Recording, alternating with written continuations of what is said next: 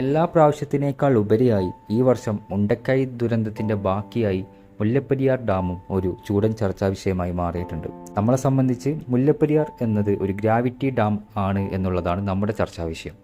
Gravity dam എന്ന് പറയുന്നത് അടിഭാഗം വിസ്തീർണം കൂടിയതും മുകൾ ഭാഗം വിസ്തീർണം കുറഞ്ഞതുമായ ഡാമാണ്. ഈ ഡാമിൻ്റെ പ്രത്യേകത, ഈ ഡാമിൻ്റെ ഭാരം കാരണമാണ് ഡാം ആ വെള്ളത്തിൻ്റെ മർദ്ദത്തിനെ താങ്ങുന്നത് എന്നുള്ളതാണ്.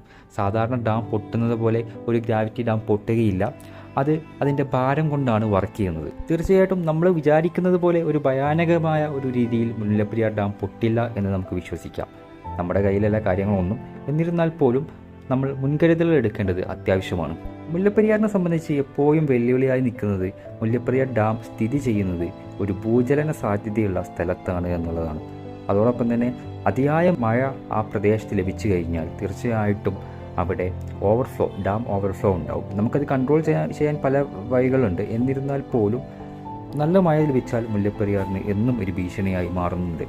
അതോടൊപ്പം തന്നെ ജനങ്ങൾക്കിടയിൽ പരിഭ്രാന്തി സൃഷ്ടിക്കുന്ന കാര്യങ്ങൾ തമിഴ്നാട് അവിടെ ഡാമിനെ ബലപ്പെടുത്താൻ വേണ്ടി പല കാര്യങ്ങളും ചെയ്യുകയും അത് കോടതിയെ ബോധ്യപ്പെടുത്തുകയും ചെയ്യുന്നുണ്ട്. എന്നാൽ ഇതെന്താണ് എന്നുള്ളത് ജനത്തിന് ഒരു വ്യക്തതയില്ല. അതിൻ്റെ പ്രധാന കാരണം എന്ന് പറഞ്ഞാൽ അങ്ങോട്ട് മുല്ലപ്പെരിയാർ ഡാമിലോട്ട് പബ്ലിക്കിന് ഒരു എൻട്രി ഇല്ല എന്നുള്ളതാണ്. അപ്പോൾ നമ്മളെ സംബന്ധിച്ചിടത്തോളം അവിടെ എന്താണുള്ളത് എന്നുള്ളതിൽ അവ്യക്തമായതിനാൽ നമുക്ക് തീർച്ചയായിട്ടും ജനങ്ങൾക്കിടയിൽ ഒരു പരിഭ്രാന്തി സൃഷ്ടിക്കും. അത് നമുക്ക് തള്ളിക്കളയാനാവില്ല.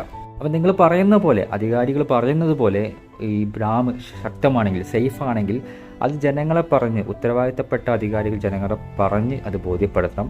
അല്ലാത്ത പക്ഷം ഒരുപാട് തരത്തിലുള്ള വാർത്തകൾ ജനങ്ങൾക്കിടയിൽ പരക്കുന്നുണ്ട്.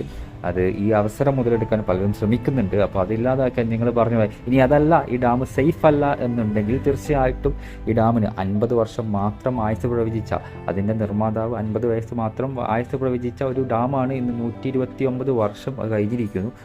അപ്പോൾ വേണ്ട മുൻകരുതലുകളും തുടർ പ്രവർത്തനങ്ങളും എടുത്തേ പറ്റൂ. അല്ലാത്ത പക്ഷം ലക്ഷക്കണക്കിന് വരുന്ന ജനങ്ങളുടെ ജീവന് ഭീഷണിയായിട്ടാണ് ഇത്രയും ഉയരത്തിൽ ഒരു ഡാം നമുക്ക് തലക്ക് മുകളിൽ നിൽക്കുന്നത്.